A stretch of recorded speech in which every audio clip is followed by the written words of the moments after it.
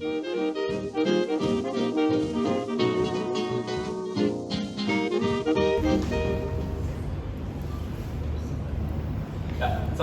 warahmatullahi wabarakatuh. Waalaikumsalam warahmatullahi wabarakatuh. Selamat siang semuanya. Bagaimana kabar kalian hari ini? Alhamdulillah baik kalau begitu. Sebelum kita mulai pembelajaran, mungkin saya akan melakukan presensi terlebih dahulu ya.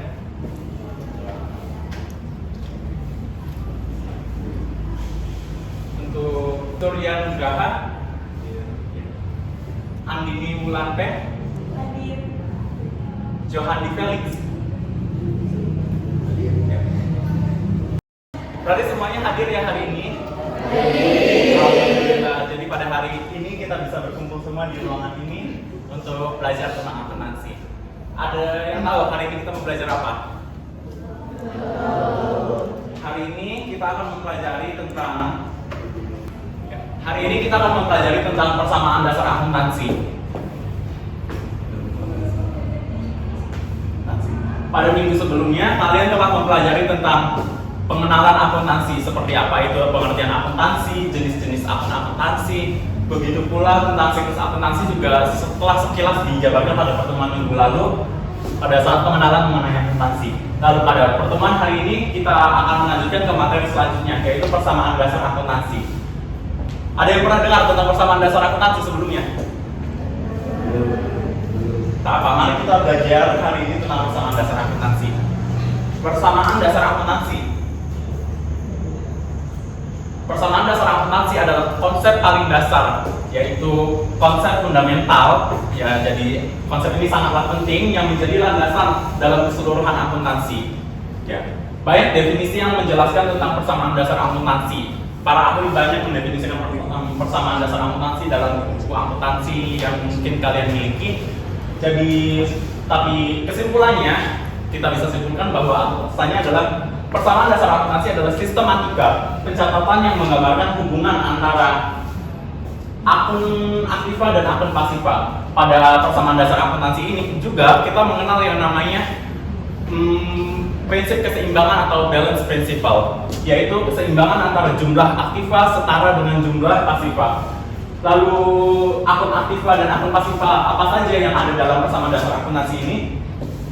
Ya, ini adalah 3 akun yang digunakan pada persamaan dasar akuntansi. Akun aktiva diwakilkan oleh akun aset, lalu untuk pasifanya diwakilkan oleh liabilitas dan ekuitas. Hanya ketiga ini saja. Namun kita hanya akan berfokus pada persamaan yang ada di tengah ini, yaitu persamaan dasar akuntansi. Alasan hanya digunakan ketiga akun ini adalah karena akun ini dianggap sudah mewakili keseluruhan elemen keuangan, yaitu juga mewakili dari keseluruhan elemen keuangan. Akuntansi seperti beban dan pendapatan juga itu sudah diwakilkan oleh ketiga akun ini.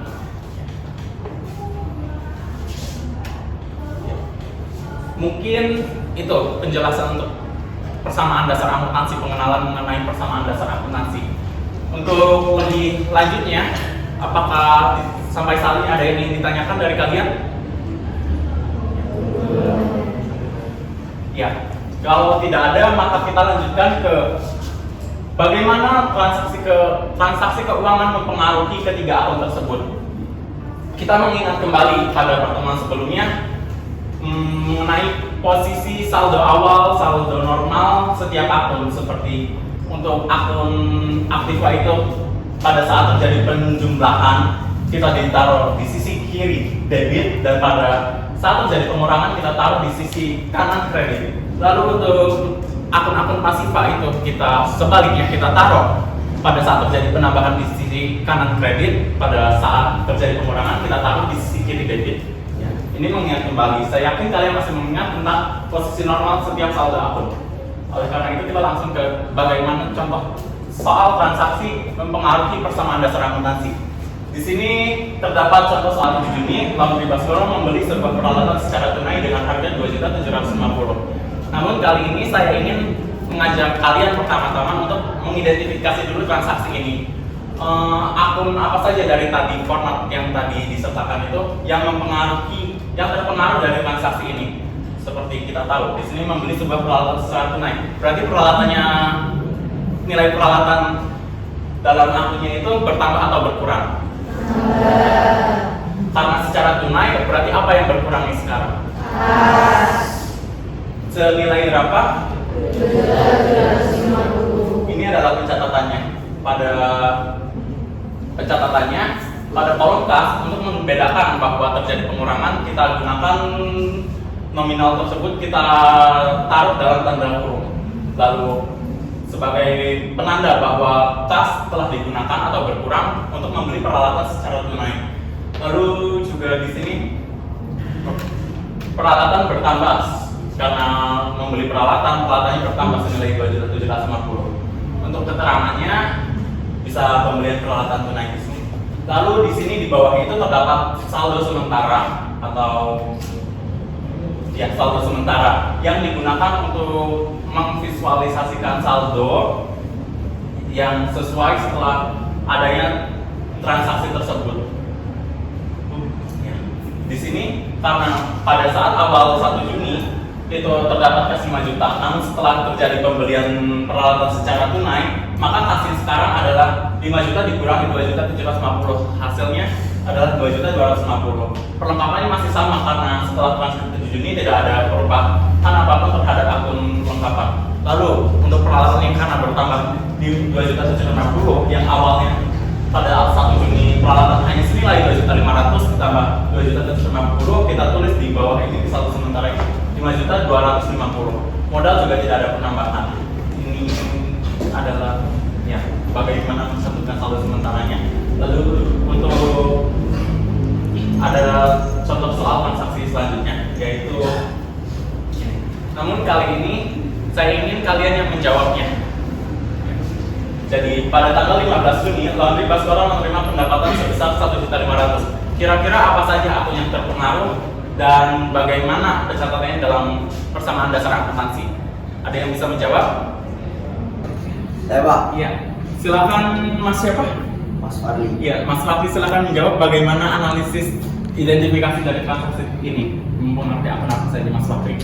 Kira-kira. Yang pertama akunnya kas karena dia menerima uang sebesar 1.500. Iya. Kas yang bertambah atau berkurang? Kas yang pertama di debit. Iya. Kemudian pendapatannya di kredit. Iya.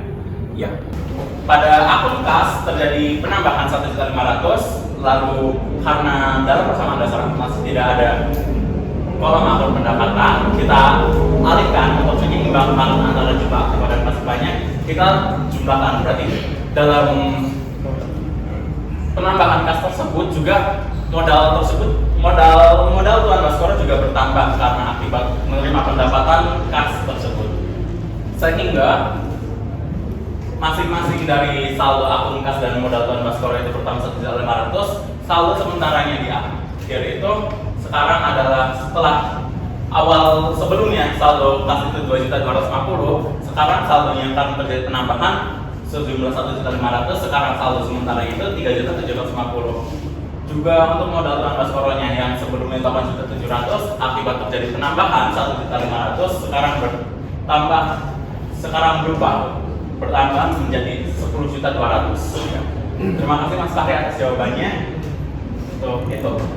Sampai saat ini, apakah kalian sudah memahami apakah tentang persamaan dasar akuntansi dan bagaimana transaksi mempengaruhi ketiga akun dalam persamaan dasar akuntansi?